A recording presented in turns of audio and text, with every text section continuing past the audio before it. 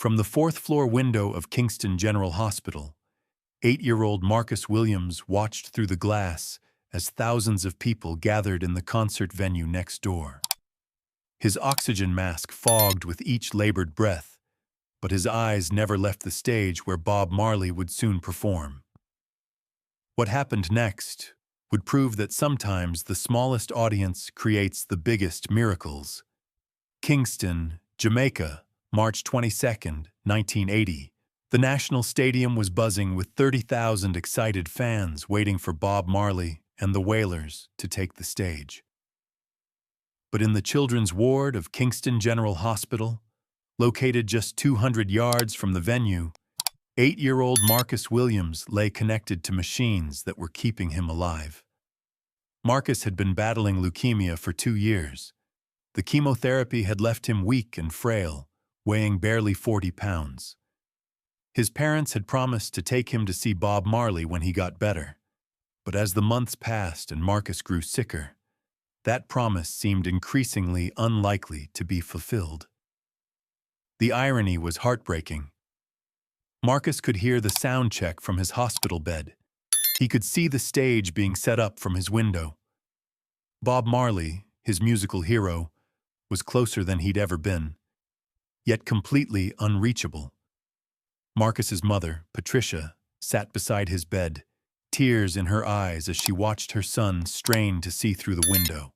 "Mama," Marcus whispered through his oxygen mask, "can you open the window? I want to hear the music better." Patricia opened the window, and the sound of Bob's guitar drifted into the small hospital room. Marcus closed his eyes and smiled for the first time in weeks. Meanwhile, 200 yards away, Bob Marley was in the venue's backstage area, tuning his guitar and preparing for what was supposed to be one of his biggest concerts in Kingston. But something was bothering him. As he looked out toward the hospital, he noticed a small face in one of the fourth-floor windows. "Junior," Bob called to his guitarist, "you see that boy in the hospital window?" Junior Marvin looked where Bob was pointing. "Yeah, mun. Looks like he's trying to watch the show." Bob stared at the window for a long moment. Even from this distance, he could see that the child was connected to medical equipment, an oxygen mask, IV lines. This wasn't just a curious onlooker. This was a sick child who couldn't come to the music, so he was trying to bring the music to himself. Bob's manager, Danny, approached with the usual pre-show checklist. "Bob, we need to go over the set list one more time and—" "Danny," Bob interrupted, still looking at the hospital window. "Cancel the first 3 songs." "What?" "Bob, we can't change the set now. The band is ready. The crowd is—" Bob turned to Danny with an expression his manager had never seen before. "Find the boy in the window." "What boy? What window?" Bob pointed toward the hospital. "4th floor. There's a sick child watching us from his hospital room. I need to know his name, his condition, everything." Danny looked confused. "Bob, we have 30,000 people waiting. Why do you need to know about one kid in the hospital?" Bob's answer was simple and final. Because he matters more than all of them combined. While Danny sent someone to the hospital to inquire about the boy in the window, Bob continued his preparations. But his mind wasn't on the concert anymore. It was on that small face behind the glass. The child who loved music enough to press against a hospital window just to catch a glimpse of it being made. 20 minutes later, Danny returned with information that broke Bob's heart. His name is Marcus Williams. He's 8 years old. Leukemia. The doctors. Bob, they don't think he has much time left. Bob nodded slowly. How long has he been in the hospital? 6 months. His mother says he's been talking about you non-stop. Apparently, 3 Little Birds is his favorite song. He sings it when the treatments get too painful. Bob was quiet for a moment, processing this information. Then he made a decision that would shock everyone around him. "Tell the crowd the show is delayed." "Bob, what are you doing?" "I'm going to see Marcus." Bob picked up his acoustic guitar and headed toward the exit. His band members stared in confusion as their leader walked away from the biggest concert of the year. "Bob!" Danny called after him. "Where are you going?" Bob paused at the door and looked back. Sometimes the most important audience is the smallest one. Within minutes, Bob Marley was walking through the corridors of Kingston General Hospital, his guitar in hand, asking directions to the children's ward. Nurses and doctors stopped in their tracks, unable to believe that the reggae superstar was in their hospital. When Bob reached the 4th floor, he found Marcus's room easily.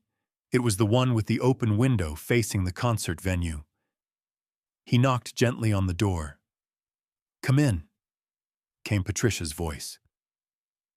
Bob entered the small room to find Marcus still lying by the window, oxygen mask over his face, but his eyes wide with disbelief when he saw who was walking into his room. "Marcus?" Bob said softly. The boy tried to sit up, his mother quickly moving to help him.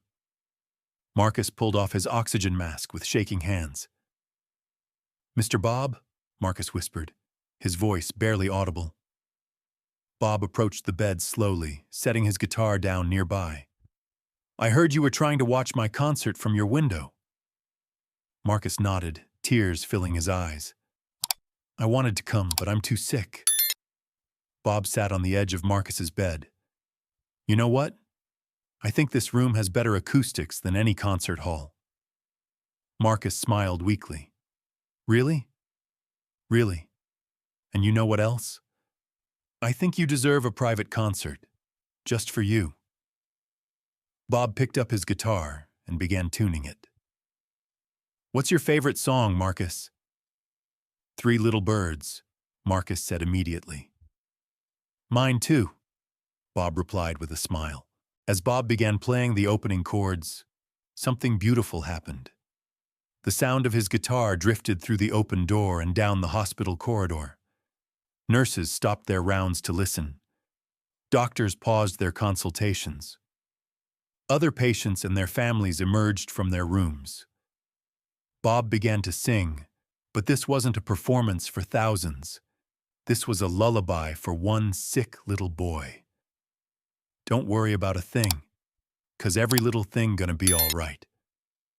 Marcus sang along in his small, weak voice, the oxygen mask dangling around his neck. For the first time in months, he looked truly happy.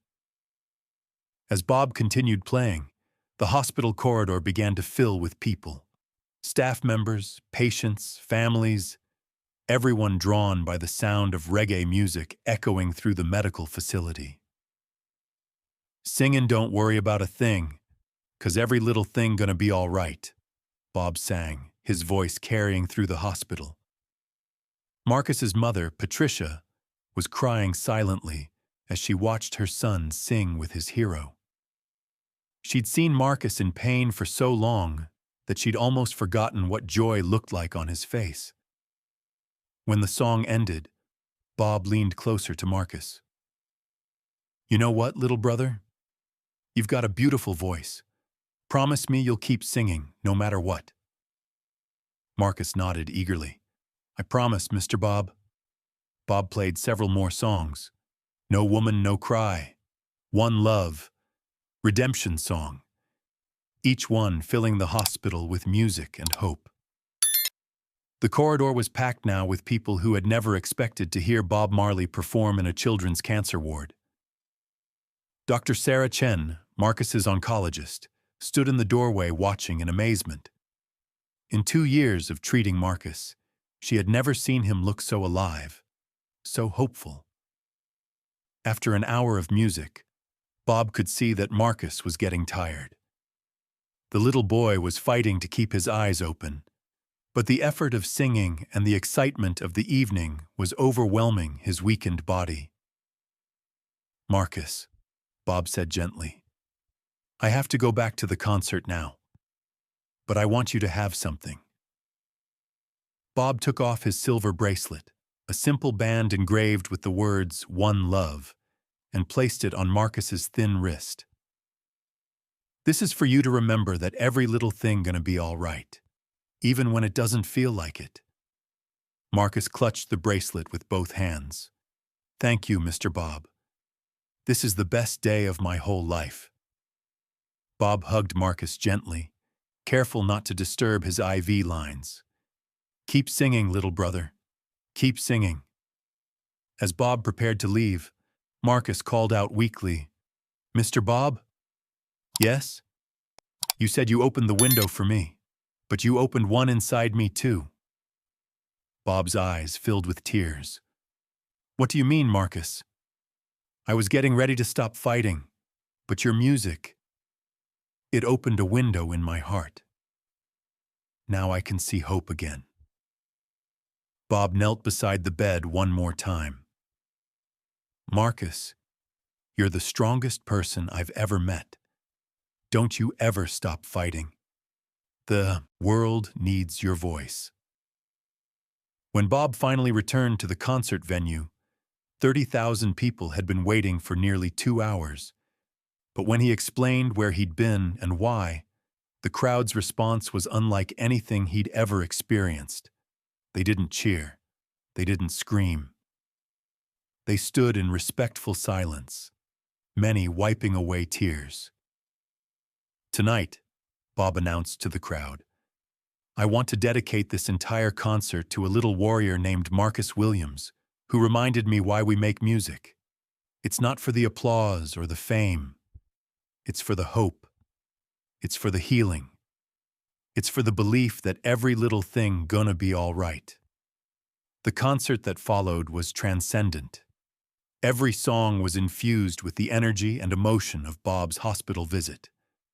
When he played Three Little Birds, 30,000 people sang along. But Bob's mind was on one small voice in a hospital room. Marcus's battle with leukemia was far from over. The next months were filled with more treatments, more pain, more uncertainty. But something had changed that night. Marcus fought harder. He sang through every chemo session. He wore Bob's bracelet to every appointment. And slowly, miraculously, Marcus began to improve. Dr. Chen later said that Marcus's recovery was unprecedented. From the night Bob Marley visited him, Marcus showed a will to live that we hadn't seen before. Music therapy wasn't part of our treatment protocol then, but Marcus made us believers. Marcus not only survived his leukemia, he thrived. By age 12, he was in complete remission. By 15, he was playing guitar. By 18, he had formed his own reggae band. Today, Marcus Williams is a professional musician and music therapist who works specifically with children battling serious illnesses. His organization, Windows of Hope, brings live music to hospital patients around the world. Every year on March 22nd, Marcus returns to Kingston General Hospital to perform in the same corridor where Bob Marley once played for him. He always starts with Three Little Birds, and he always tells the story of the night Bob Marley saw a boy in a window and decided that one sick child was worth more than 30,000 paying fans. Bob taught me that music isn't just entertainment, Marcus tells audiences. Music is medicine, music is hope. Music is the window that lets light into the darkest rooms of our lives. Marcus still wears Bob's silver bracelet. Now weathered and worn from decades of wear, the words "One Love" are barely visible. But Marcus knows they're there, just like he knows that sometimes the most important concerts are the ones performed for an audience of one. The fourth-floor window at Kingston General Hospital now has a small plaque beside it that reads, "In memory of the night, Bob Marley proved that love sees no boundaries and music recognizes no walls.